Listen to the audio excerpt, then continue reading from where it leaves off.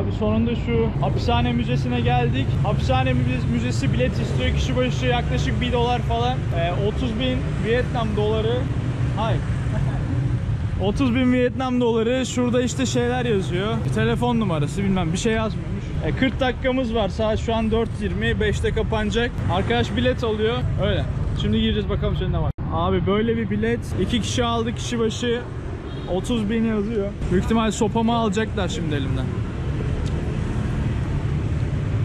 Yeah, thank you. Girelim bakalım. Abi burası eski hapishane galiba ama şu an sadece duvarlar var. Bakalım ilginç bir şey görürsem çekeceğim. Abi hikayeler ilginç. Burada şey diyor gösterdiğim fotoğrafta. Şurada pardon. Bu Amerikalı hırto şu kadına tecavüz etmiş ve yakalamışlar bu adamı. Yaptığı bilindiği için Vietnamlı kadın onun kulağını kesmiş galiba. Öyle bir şey gördüm. Şurada kulağını kesme şeyi var ve çocuklar dehşet içinde izliyor. Ama bu bir intikam öyküsü. Aynı şekilde bir şeyler daha yapıyorlar. Çok anlamıyorum. Ne yapıyor? Gömleğini mi yırtıyor? Karnını mı kesiyor? Bir şey yapıyor. Yani Amerikalıların yaptıklarını onlara geri yapmışlar. Ve bunu güzel bir şekilde hala müzede saklayabiliyorlar. Çoğu ülke bunu yapamaz. Bu yüzden Vietnam'ı seviyorum. Cesurlar. Yaptıklarının sebebiyle ve sonucuyla hepsini aktarmışlar. Yani iyi şeyler de var tabii, mesela Amerikalı asker kurtuldu falan bir şeyler yazıyor. Şunlar hapse giren elemanlar. Mesela şu eleman şu şekilde yakalanmış ve şu şekilde kurtulmuş. 1973'ün fotoğrafı bu. Vietnamlı askerler salmış bunu ve şu anki fotoğrafı büyük ihtimal bu eleman. Daha bir sürü hikaye var. Ben ilginç olanları seçip size aktarayım. Abi güzel hikayelerden biri de mesela şuradaki iki abimiz Vietnamlı ve Amerikalı asker savaş zamanı birbirlerine sıkmışlar. Ama daha sonra Vietnam'a ziyarete gittikleri zaman savaş sonrası birbirlerini bulup iyi arkadaş olabilmişler. Onu anlatıyor. Vietnam çok güzel bir ülke. Buluştuk, işte gezdik, barıştık tarzı hikayeler. Tabi yapılanlar, ölen onca askerin şeyi iki buluşmayla, iki sarışmayla geçmiyor abi. Abi ben yine uslu durmayıp gizemli yerlerde dolanıyorum. Şu üstten atladım. Şuraya geldim ve burada o eski hapishane kapılarını sakladıkları bir yer var. O eski demirleri falan. Şu kapıya bakar mısın? Tabi bura karanlık olmaya başladı. Şurada da bir yer var. Buraya da gireyim.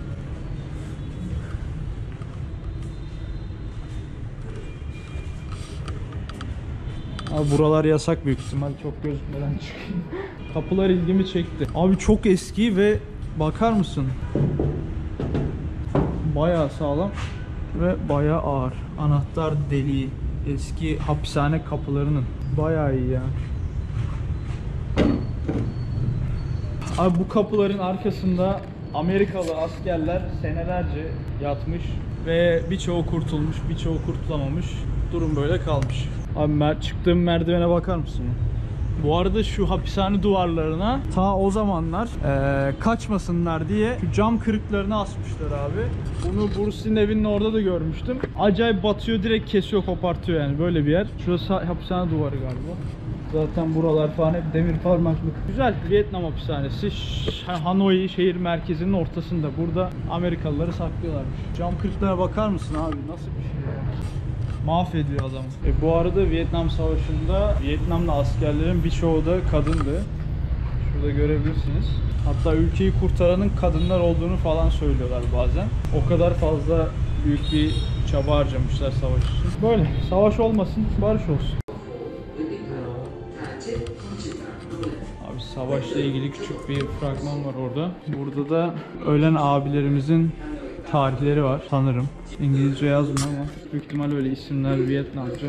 Böyle bayağı tabletlere yazmışlar. Binlerce insan var. İşte bunlar hakkında şiirler yazılmış. Tabii Vietnamca hiçbir şey anlamıyorum. Kahramanlıkları büyük herhalde. O zaman kullanılan Çin paraları mı bu ne? Bunun hakkında da hiçbir şey yazmıyor. Tarak, odun parçası falan. Ha bu kadar ilkellermiş işte, bak şunu falan kullanıyorlarmış tarak niyetine galiba. O dönemde top tüfek, adamlar kılıçla dalmış, Amerikalılar füzeyle.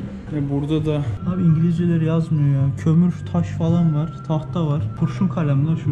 Bu arada bu savaş Kuzey Vietnam'la Güney Vietnam arasında geçen ve Kuzey Vietnam'ı Çin'in desteklemesi, Güney Vietnam'ı da Amerika'nın desteklemesi aynı Kore'nin başına gelen gibi. Aynı hikaye, aynı senaryo ve Vietnamlılar birbirini de öldürmüş. Aynı zamanda Amerikalıları da öldürüp Çinlileri de öldürmüşler. Burada bir ağaç var. Burada Vietnam bayrağı sünmüş artık. İngilizce yazıyor. Hapishanenin içinde olan bir ağaçmış. Anı diye koymuşlar. Şurada Çinlilerin eline düşen bir Vietnamlı'nın resmi var. Aynı zamanda savaşan ablalarımızın kıyafetlerini koymuşlar. Hala kan kir lekeleri dolu. Ne yazıyor? 1945'te Palo'dan kaçtı diyor.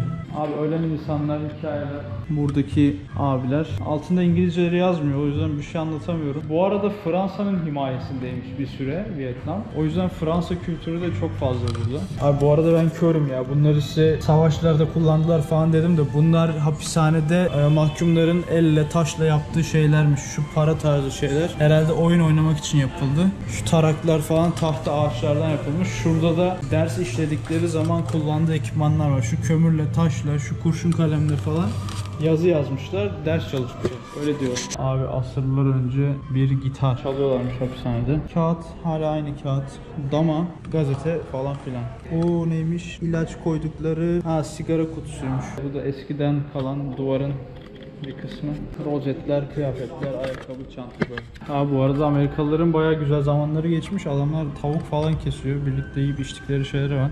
Bunlar mahkum değil, gayet eğlenmişler yani. Kimsenin kılına zarar gelmemiş bence hapishanede. Abi gelin birlikte eski hapishane tuvaletini inceleyelim diyeceğim de şaka acayip bir şey. Abi eski o hapishanenin durumunu gösteren bir kroki mi diyeyim, ne diyeyim? Maket diyeyim. Biz demin size gösterdiğim yer köşelerden biriydi ama hangisi bilmiyorum. Bayağı büyük bir yer burası. Zaten büyük olan arazinin çoğu yıkılmış. Ben büyük ihtimal size ya şu köşeyi gösterdim ya şu köşeyi ya da o köşeyi gösterdim. Ben de emin değilim. Burada anlatıyor bir şeyler ama çok zamanınızı almayayım. Burası hapishanenin D bölümüymüş. D bölümü. Burada bir kapı var. Büyük ihtimal ya burası hapishaneydi, insanlar burada yatıyordu ya da içerisi hapishaneydi. Göreceğiz şimdi. O zamanki kapının demirleri, kilitleri falan var. O zaman kullanılan taşlar var, tuğlalar var. Burada da kiremitler, işte vazo kapakları falan filan. Evet, kiremitler falan. Üzerinde hala Marsilya yazıyor. Marsilya ne demek biliyor musun? Fransa'dan geldi demek. Bu kiremitler Vietnam'a Fransa'dan geldi demek. Marsilya. Abi şimdi size hapishanenin gerçek o bölümünü göstereceğim. Şurada bir kapı var demiştim. Kapıdan sonra yani mahkumların yattığı yer burası abi. Maketlerle mahkumları göstermişler. Yatarken ayakları bağlı. Bu şekilde yatıyorlar. Çok fena değil mi ya? Bu şekilde adamlar yan yana yatıyorlar. Bak tek ayağı bağlı herifin. Tek ayağı bağlı. Tek ayakları bağlı bir şekilde burada yatıyorlar. Bunun çift ayağı bağlı. Bu ne yapmışsa garibim. Böyle demir kilit şu şekilde. Bunu nasıl çevirerek mi söküyorlar artık, nasıl yapıyorlar bilmiyorum. Adamlar abi bu şekilde burada senelerce yatmışlar. Bu arada bunlar Vietnamlı mahkumlar. Amerikalı değil. Amerikalılar lüks yataklarda falan yatmışlar burada yani. Garipler Vietnamlı. Abi bu arada bu da tuvaletlerini yaptığı yerler. Delik var şurada. Aşağı kovaya lapur lapur gidiyor. Ve aynı odadalar. Hepsinin sıçtığı yer böyle açıkta, işediği sıçtığı yer açıkta. Sadece bu oda içerisinde yiyip içip sıçıyorlar. Hayatları senelerce bu şekilde geçiyor. Vietnamlı mahkumlar. Abi burası, insanları buraya kilitlemişler. Çok sıkı bir yer. Bu arada bir abimiz yatıyor zaten. Gözüküyor mu bilmiyorum. Ağır mahkumları zindana tıktıkları yer burası. Abi bu arada trafik polislerinin burada görünümü arkadaki abi gibi. Şu an bakıyor, çekmeyeyim. Motorlar böyle onları kontrol ediyor. Gel git yapıyor. Hangi birini kontrol edecek? Sürüsüne motor geliyor, sürüsüne bitmiyor. Adam yazık zaten, telefonuna girmiş mesajlaşıyor şimdi. Abi şuraya bakar mısın ya? Acayip kalabalık. Her yer motor. Şu an tam iş çıkış saatleri. 6'ya geliyor. Arabalar, motorlar durmuyor. Bip bip bip, şuralara bak. Çok karman çorban. İnsanın başı dolanıyor.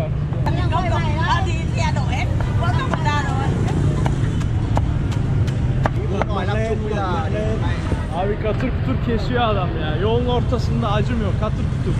Bunlar ne lan, küllük mü? Yanıyor, bunlar sıcak. Abi Vietnam'da otobüse binmek istiyorsanız şöyle bir bilet alabiliyorsunuz otobüsün içinden. Yaklaşık bir 10 kilometre falan yol yapacağız bu otobüsle. 35.000, yaklaşık $1,5 kişi başı. Aynen tam $1,5. Aslında 7-8 lira oluyor. Az da değil. 10 kilometre 7-8 lira. Pahalı aslında otobüs için. Normal otobüs. What are you doing bro? Abi kaldırımdan geçiyorlar. Bu nasıl memleket? Şu motor aşkına bakar mısın ya? Abi herkes motor sürüyor, adam uyanık şuradan geçiyor. Kafayı yemişler. Abi hayvan gibi motor var, hayvan gibi ya. Ben böyle memleket görmedim. Bu nasıl memleket? Ah, Vietnam'da bir gece.